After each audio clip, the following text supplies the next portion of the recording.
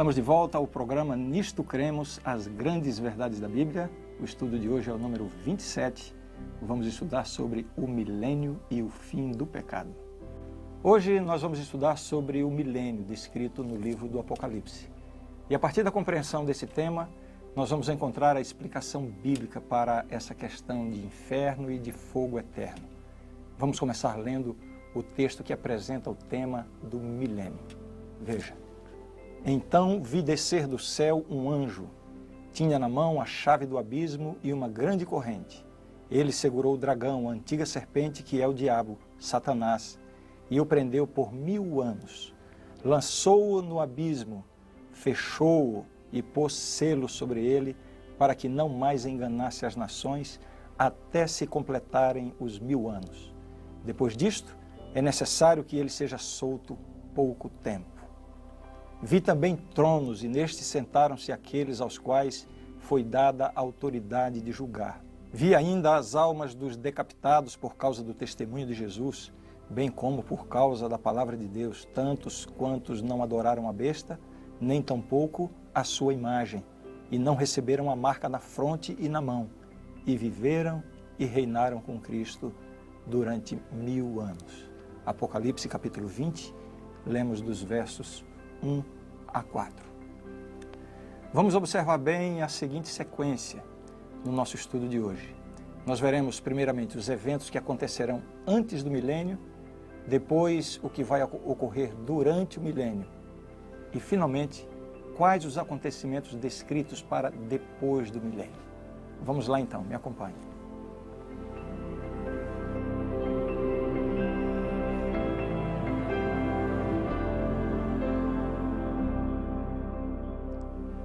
O primeiro desses eventos que marcam o início do milênio é a segunda vinda de Cristo. O capítulo 20 de Apocalipse, onde vemos a apresentação do milênio, aparece como uma sequência dos fatos apresentados no final do capítulo 19, onde Jesus aparece como um cavaleiro montado em um cavalo branco, destruindo os poderes que se colocaram contra Deus e o seu povo. Agora vamos ler Daniel capítulo 2, verso 44. O final da explicação da profecia da estátua de Nabucodonosor.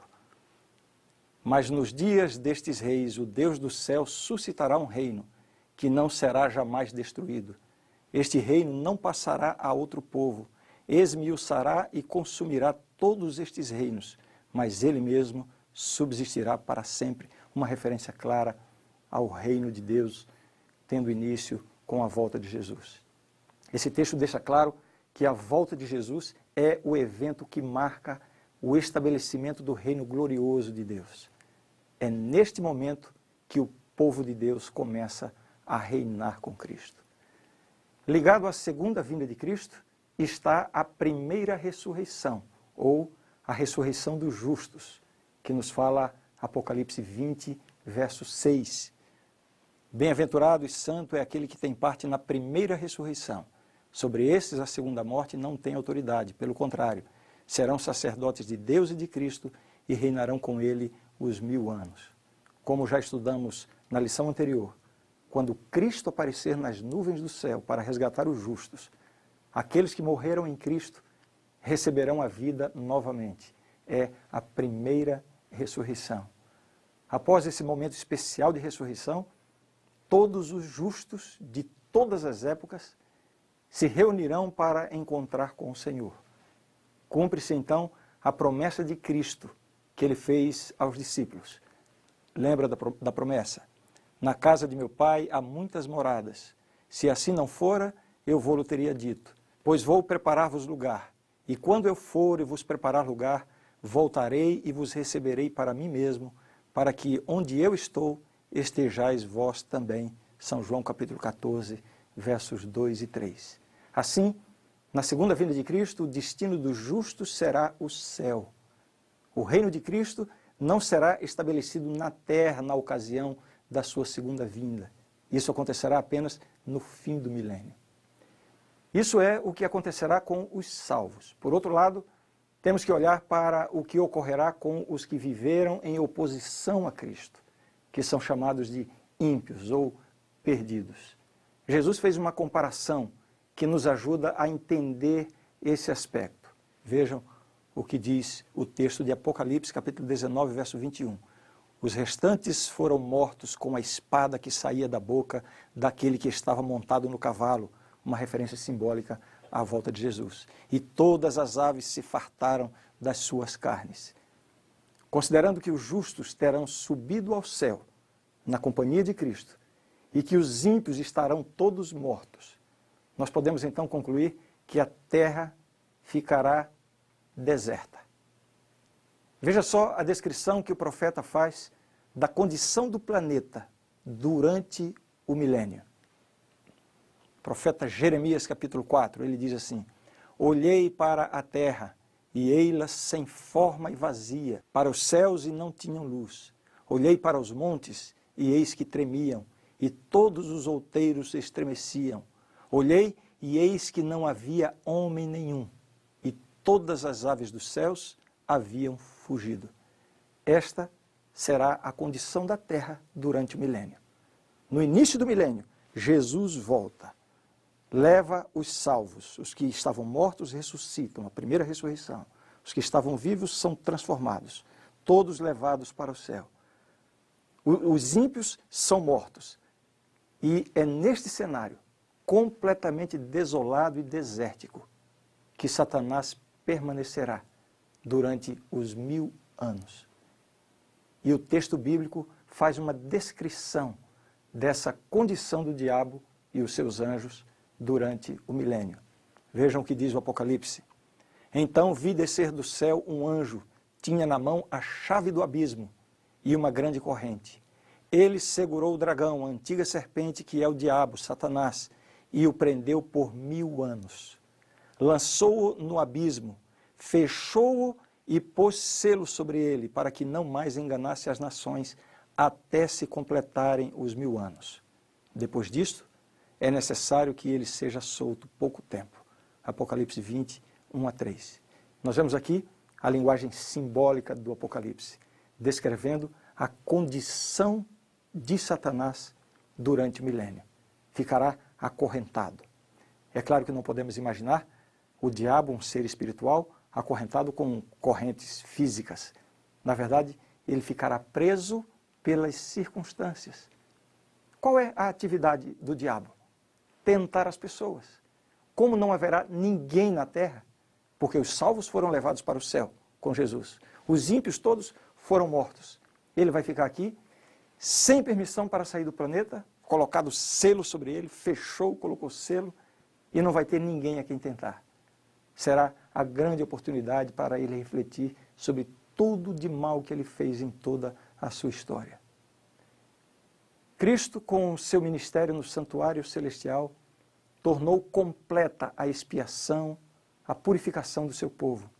Mas esses pecados serão colocados sobre Satanás, o originador do mal, pois ele deve ser responsabilizado por todos os pecados que levou os salvos a praticarem. De maneira nenhuma pode-se dizer que Satanás efetua algum tipo de expiação pelo homem. A obra de Cristo foi completa, mas de alguma maneira Satanás vai receber e vai ser condenado pela culpa de todos os pecados que foram confessados e perdoados. Esses pecados vão recair sobre ele porque, em última análise, ele é o originador de todo pecado.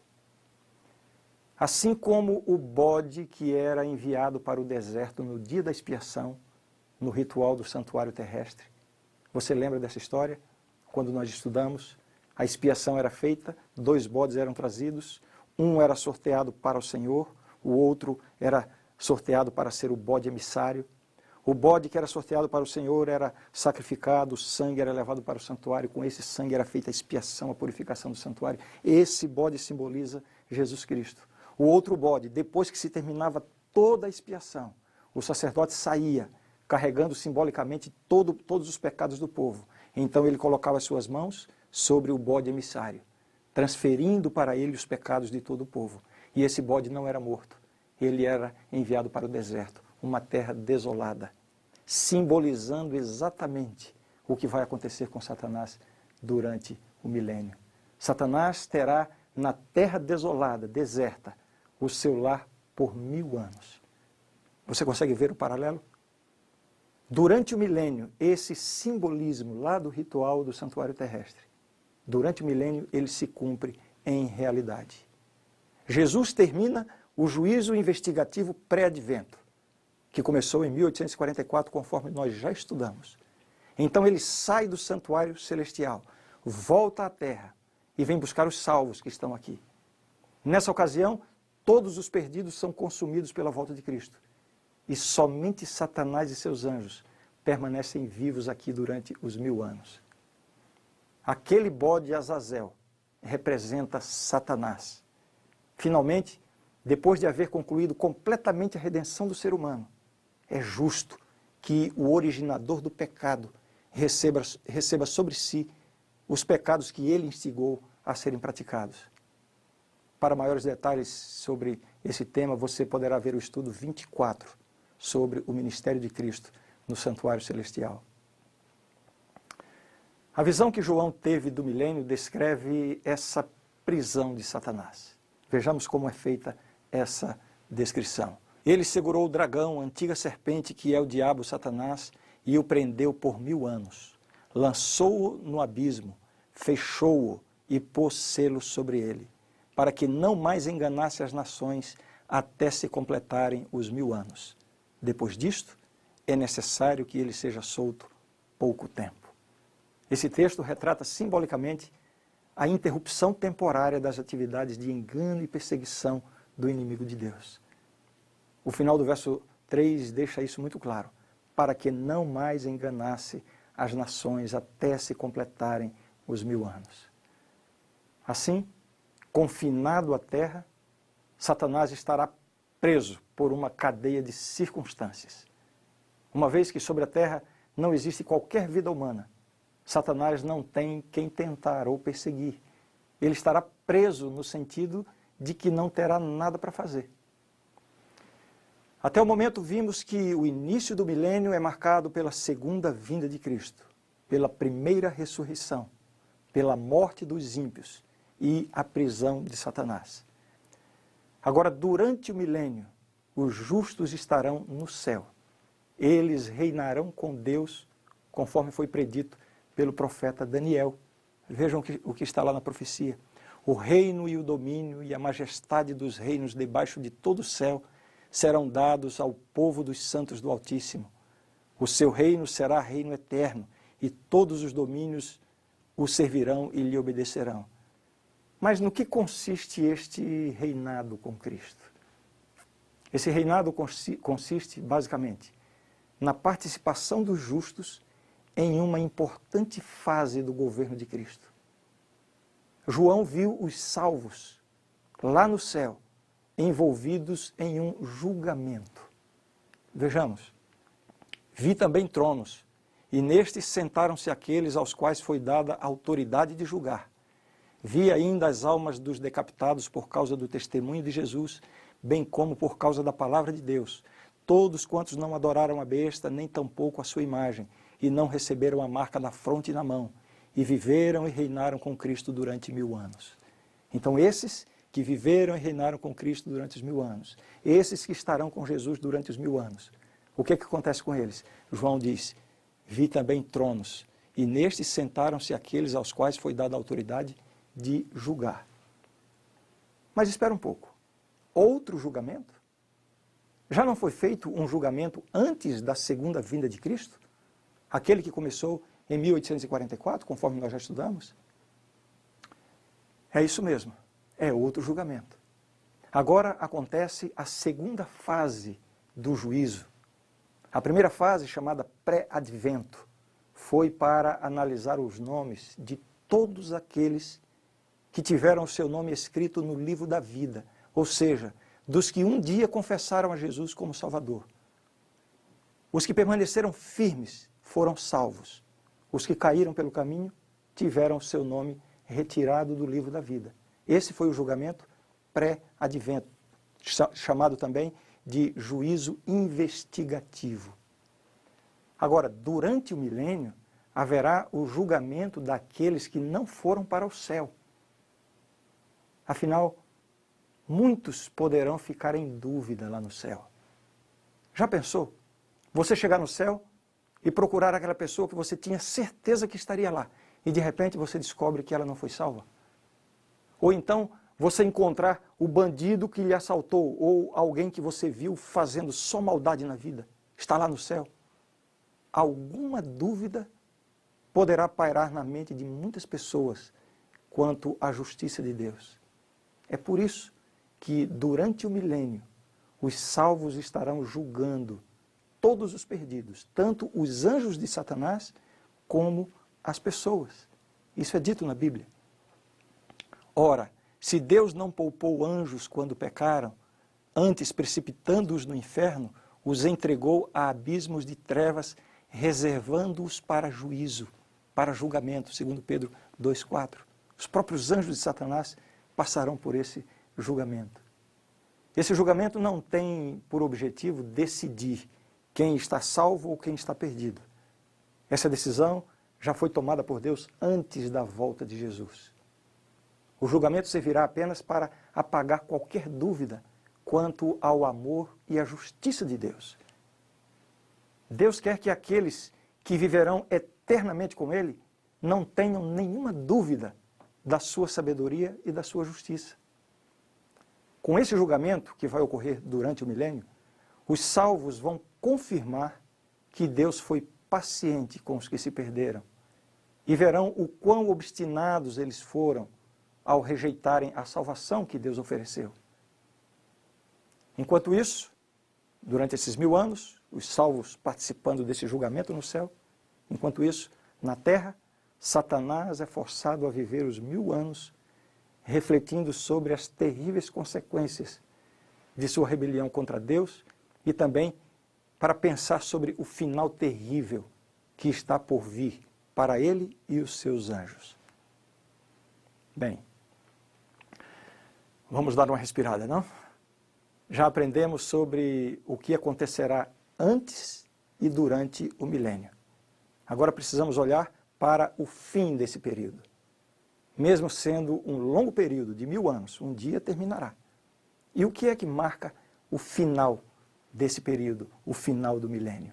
A Bíblia diz, Apocalipse 20, verso 5, os restantes dos mortos não reviveram até que se completassem os 1000 anos. Esta é a primeira ressurreição. Quer dizer, o texto falou da primeira ressurreição, no início do milênio, aí afirma que os restantes dos mortos não reviveram até que se completassem os 1000 anos. Significa que um evento que marca o final do milênio, o final dos 1000 anos, é a segunda ressurreição. Vemos aqui que aqueles que foram mortos na ocasião da segunda vinda de Cristo, agora ressuscitarão. Jesus chama essa ressurreição de a ressurreição da condenação, lá em São João capítulo 5, verso 29. Agora, com a terra novamente povoada, porque todos os ímpios mortos ressuscitam após o milênio, o inimigo de Deus sairá para o seu último engano. Lembra que foi dito que ele ficará preso, mas depois ele terá um tempo? Veja como o Apocalipse retrata esse momento. E sairá a seduzir as nações que há nos 4 cantos da terra, Gog e Magog, a fim de reuni-las para a peleja. O número dessas é como a areia do mar. Apocalipse 20, verso 8. Aqui está o maior exército de todos os tempos. Todos os ímpios de toda a história da humanidade, todos os perdidos, de todos os lugares do mundo. Todos agora se unem a Satanás. Satanás consegue seduzi-los, organiza o seu grande e maior exército. O propósito deste engano é convencer os que tomaram parte na segunda ressurreição, esses perdidos, convencê-los de que será possível tomar o reino de Deus pela força.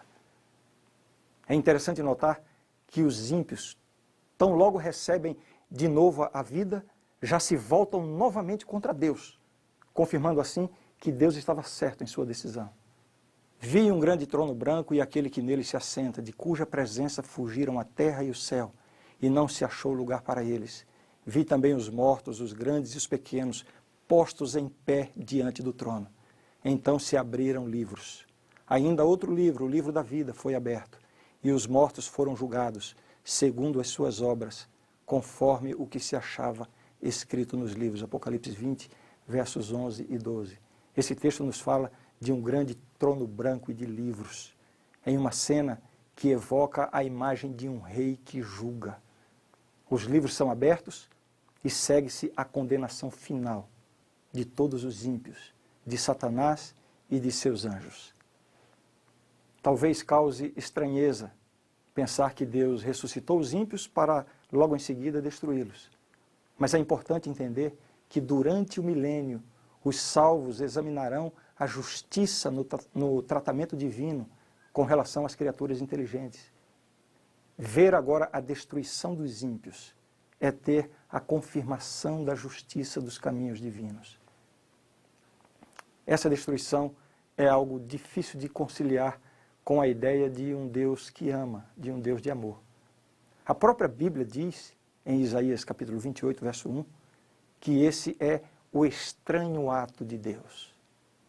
Veja só como esse texto bíblico descreve esse aniquilamento completo dos ímpios, de Satanás e dos seus seguidores. Desapareceram da terra os pecadores, e já não subsistem os perversos. Bendize, ó minha alma, ao Senhor. Aleluia. Salmo 104, verso 35. Desaparecimento, destruição completa dos pecadores. Agora veja como o Apocalipse descreve essa destruição final dos ímpios. Apocalipse 20, versos 14 e 15. Então a morte e o inferno foram lançados para dentro do lago de fogo. Esta é a segunda morte, o lago de fogo. E se alguém não foi achado no livro da vida, esse foi lançado para dentro do lago de fogo. Uma pergunta que pode surgir é a seguinte: no inferno as pessoas vão ficar sofrendo eternamente? O que é esse lago que arde com fogo e enxofre? Seria este um lugar de tormento eterno? O que a Bíblia ensina sobre o inferno? Vejamos. Inferno, biblicamente falando, é o lugar e estado de punição e destruição pelo lago de fogo eterno, que ocorre na segunda morte daqueles que rejeitaram a Deus e a oferta de salvação em Cristo. A palavra inferno em nossas Bíblias aparece como tradução do termo hebraico Sheol e do termo grego no Novo Testamento Hades, que em geral se referem à sepultura dos mortos, sejam eles justos ou injustos. A outra palavra, também traduzida por inferno, é Geena, que se refere a um lugar de punição dos ímpios pelo fogo. É deste lugar que Apocalipse 20, versos 14 e 15 está falando.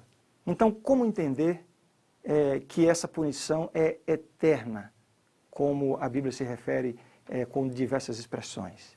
Veja bem, a palavra grega que foi traduzida como para sempre, é a palavra que é usada no Novo Testamento, é a palavra aionios. Veja o significado dessa palavra. Então, nessas passagens que falam do fogo que vai queimar para sempre, etc., a palavra usada é aionios. Aionios, no grego, é uma palavra usada para referir-se a Deus, e nesse caso está falando de sua eternidade. Dura para sempre. Mas às vezes essa palavra é usada para referir-se à realidade humana. Neste caso, a palavra se refere ao período que a pessoa ou a coisa prossegue existindo. Ah, parece que está ficando complicado, né? Fique atento para você entender o raciocínio. Pensemos no caso de Sodoma e Gomorra, as cidades que foram destruídas pelo fogo. Você conhece a história lá no Antigo Testamento. Essas cidades e os seus habitantes deixaram de existir. O fogo da cidade se apagou. E tudo que foi queimado lá não existe mais. Que fogo foi esse que destruiu Sodoma e Gomorra? A Bíblia diz que fogo foi esse. Vejam. Como Sodoma e Gomorra e as cidades circunvizinhas, que havendo-se entregado à prostituição, como aqueles, seguindo após outra carne, são postas para exemplo do fogo eterno sofrendo punição. Judas, verso 7. Um exemplo de fogo eterno. Por que eterno?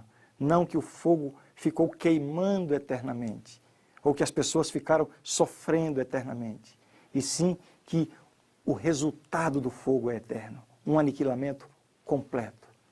É claro que o fogo que destruiu Sodoma e Gomorra não continua queimando e nem queimará eternamente, mas a destruição que esse fogo trouxe foi eterna. O fogo queimou enquanto existia combustível para ser queimado, mas depois acabou tudo. Não voltou a ser como era antes. O resultado do fogo é eterno. Então, quando Jesus declara em Mateus 25, 46, e irão estes para o castigo eterno, porém os justos para a vida eterna. Ele não está dizendo que há um ato de castigar eternamente. O que Jesus quer dizer é que, da mesma maneira que a recompensa dos justos é vida para ser desfrutada eternamente, assim a punição dos ímpios também é eterna. É uma morte de duração eterna. Ou seja, nunca mais voltarão a existir. Uma outra expressão que merece ser esclarecida é a expressão pelos séculos dos séculos. Queimarão pelos séculos dos séculos. Vejam a expressão. Apocalipse 14, 11. A fumaça do seu tormento sobe pelos séculos dos séculos, e não tem descanso algum, nem de dia nem de noite, os adoradores da besta e da sua imagem, e quem quer que receba a marca do seu nome. A impressão de um tormento eterno. Algumas pessoas podem ver nessa expressão a razão para crer que o castigo de Satanás e dos ímpios durará toda a eternidade. Mas ao olhar para a profecia de Isaías sobre a destruição de Edom, no capítulo 34, veja bem, Isaías, capítulo 34, nós vemos ali que o profeta, usando expressões como não se apagará nem de dia nem de noite, sua fumaça subirá para sempre. Quando nós vamos à história, nós vamos ver que a destruição de Edom aconteceu, mas não está queimando e nem tem mais fumaça saindo dos escombros da cidade. A expressão para sempre durou até a destruição completa. As expressões para sempre, pelos séculos dos séculos, nem de dia nem de noite e outras semelhantes são usadas na Bíblia com o sentido de que os resultados é que serão definitivos e não que o processo seja interminável. Para deixar isso bem claro, na Bíblia, o processo da punição não é eterno, mas o resultado da punição é eterno. E também, por uma questão até de justiça, seria difícil aceitar a ideia de que um pecador que vive aqui 30 ou 40 ou 60 ou que seja 100 anos de pecados, depois vai sofrer eternamente pagando por uma vida de algumas décadas de pecado. Imagine, isso significam milhões, bilhões, trilhões de anos queimando no fogo. Essa ideia é uma ofensa ao caráter de Deus. E mais, como viveriam os salvos por toda a eternidade, sabendo que em algum lugar no universo estariam entes queridos, pai, mãe, filhos, agonizando num fogo por toda a eternidade? Esses salvos teriam que estar completamente destituídos de sensibilidade humana para conseguirem ser felizes dessa forma. Deus é um Deus de amor, mas é um Deus de justiça também. E Ele fará justiça. E a justiça consiste em dar a cada um a punição proporcional ao mal praticado. É importante saber que o maior sofrimento dos ímpios, dos perdidos, não será tanto o sofrimento físico por causa do fogo, e sim a angústia, a agonia de estarem completamente separados de Deus, a criatura completamente separada do Criador. Para os salvos, essa agonia da separação de Deus foi experimentada por Jesus Cristo na cruz, quando Ele clamou: Deus meu, por que me desamparaste? É por isso que os que aceitam a Cristo como seu Salvador não sofrerão essa separação de Deus a ser vivenciada pelos ímpios, porque Cristo já vivenciou isso em seu lugar. Assim, os ímpios experimentarão o mesmo sentimento, Quanto maior a culpa, maior a agonia, maior o sofrimento. Essa será a punição. Satanás, o promotor de todo pecado, sofrerá mais do que todos. Desta forma, o fogo que destrói o mal, ele também faz outra coisa, ele purifica a terra. É essa a ideia. Esse lago de fogo não é um lugar escondido em algum lugar no universo onde os ímpios ficarão ardendo, queimando, sofrendo eternamente. Isso não faz sentido para o pensamento bíblico, para o caráter de Deus. Na verdade, o fogo que vai descer do céu, ele é um fogo que é um fogo destruidor. Vai destruir Satanás e os seus anjos, vai destruir todos aqueles que rejeitaram Jesus. Mas ele é também um fogo purificador. Veja o que diz o profeta a esse respeito. Vi novo céu e nova terra, pois o primeiro céu e a primeira terra passaram, e o mar já não existe. Vi também a cidade santa, Nova Jerusalém, que descia do céu da parte de Deus, ataviada como noiva adornada para o seu esposo. Então ouvi grande voz vinda do trono, dizendo: Eis o tabernáculo de Deus com os homens. Deus habitará com eles. Eles serão povos de Deus, e Deus mesmo estará com eles. E lhes enxugará dos olhos toda lágrima, e a morte já não existirá. Já não haverá luto, nem pranto, nem dor, porque as primeiras coisas passaram. Apocalipse 21, 1-4. Essa é talvez uma das mais belas passagens da Bíblia. É isso que a Bíblia nos assegura. Jesus voltará. Os salvos serão levados para o céu, onde permanecerão por 1000 anos. Todos os ímpios serão destruídos na volta de Jesus. Satanás permanecerá preso neste planeta completamente desolado. Ao final dos 1000 anos, Jesus descerá com a cidade santa e todos os salvos com ele. Acontecerá aqui a segunda ressurreição. Então é dito que Satanás será solto novamente, terá novamente a quem tentar, a quem enganar. Satanás arregimentará o seu grande exército, na intenção agora de tomar a cidade santa ocupada pelos salvos. Mas então descerá fogo do céu e consumirá a todos. A terra será renovada e os salvos viverão eternamente com Deus, sem nunca mais correrem o risco de existir pecado novamente. Muito bem. Qual é a sua decisão diante dessa realidade tão grandiosa e tão importante? Por favor, pense seriamente sobre isso.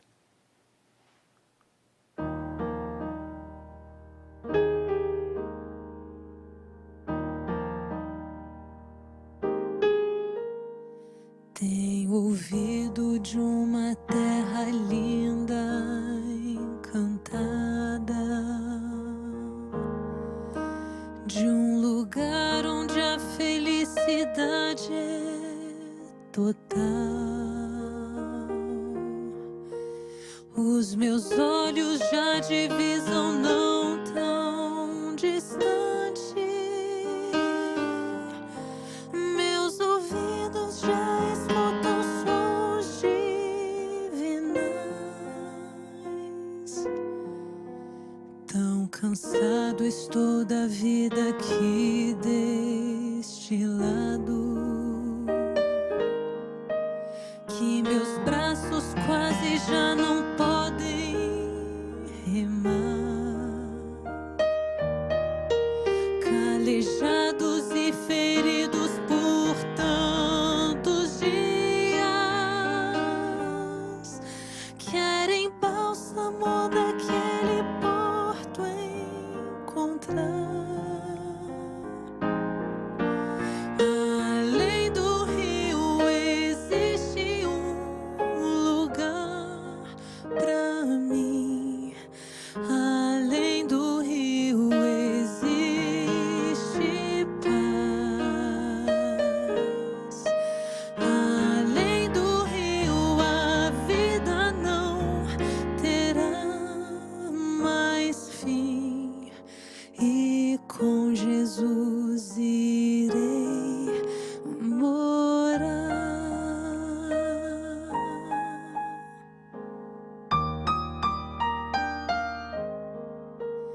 Tenho já sonhado com aquelas moradas que olho algum aqui não viu e nunca verá. Tem beleza incapaz de ser comparada, pois a glória do Senhor presente está. Muito mais bonito que o sol no poente, ou a gota d'água em prisma como cristal. É o encontro de irmãos de fé redimidos. Compensou viver, lutar, vencer afinal. Além do rio existe um lugar pra mim. Além do rio existe paz. Além do rio a vida não terá mais fim. E com Jesus irei morar.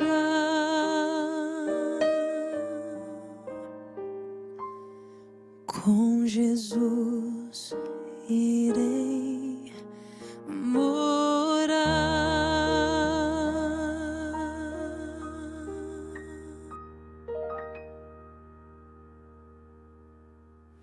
A grande verdade do estudo de hoje é esta: o milênio é o reinado de 1000 anos de Cristo com os seus santos no céu, entre a primeira e a segunda ressurreições.